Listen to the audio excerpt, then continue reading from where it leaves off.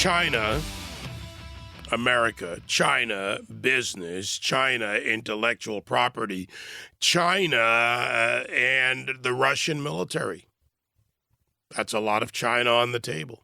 The new Chinese foreign relations law targeting business people and journalists, that's of interest, and I think it should be to not just every American, but to American businesses.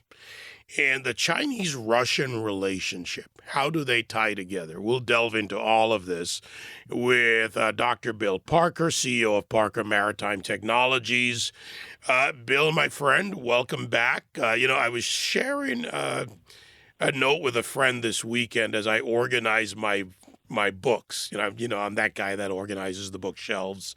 Not quite the Dewey Decimal System, by author, and I came across my P's and saw Parker, Guaranteeing America's Security in the 21st Century.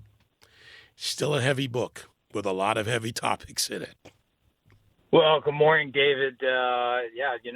We enjoyed working that book, and I still think there's so much that's applicable.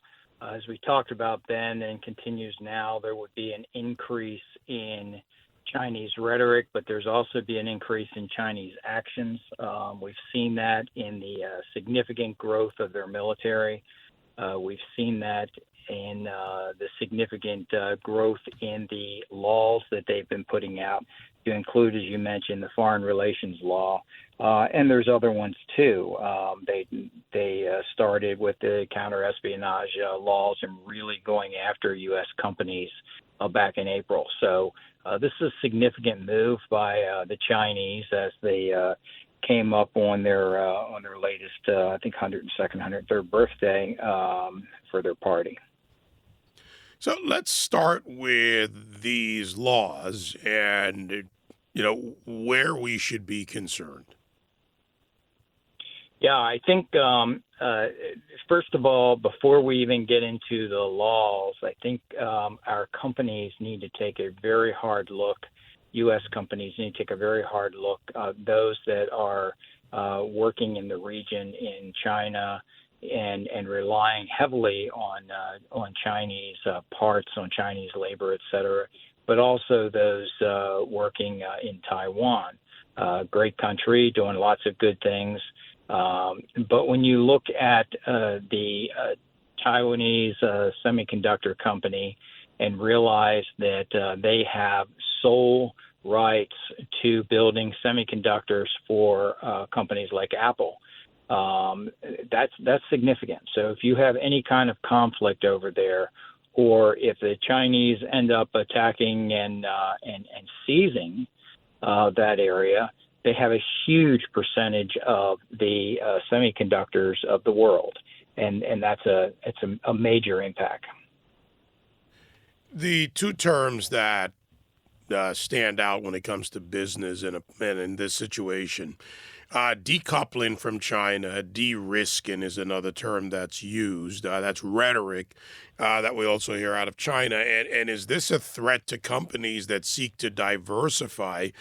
Your point well taken that if Taiwan is sole provider, that's also not good in the case of conflict. But some companies are looking to diversify and decouple a bit from Chinese control or control of their supply lines.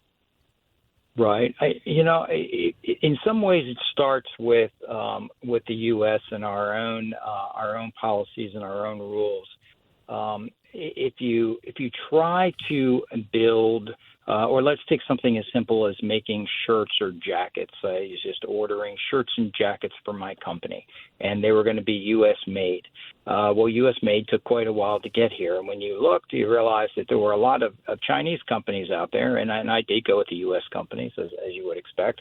But there were a lot of Chinese companies out there that offered the same product or a similar product for a lot less. And you ask yourself, why is that the case? Well, it's the case because they don't have the same rules as far as how much they have to pay their employees. They don't have the same rules as far as issues that deal with the pay, deal with the climate. deal with all these issues that cost American companies a lot of money. And I'm not saying that we shouldn't have rules in place in the United States, but those that are importing into the United States should have an extra cost associated with their products so that U.S. companies are competitive with those that don't have to pay for those things in their own company, and then they send it over here on the cheap. I mean, there's a reason why there are so many shipping containers sitting in the United States. It's because all this stuff comes in and we don't have as much stuff going out. So there's all these empty shipping containers. So that's just one example of a concern there. The Chinese have also really going after U.S. companies, two in particular, but U.S. companies on espionage issues. And now it is that you don't just have to have committed espionage of some sort, but even if you look something up on the internet, that's enough for these folks to come in and arrest foreigners now, or even their own people, if you look something up that seems to be counter to what they believe in their own country. So I believe that you're going to see something that goes even beyond the Nazi-like Germany in the near future as they expand these efforts by the Chinese Communist Party.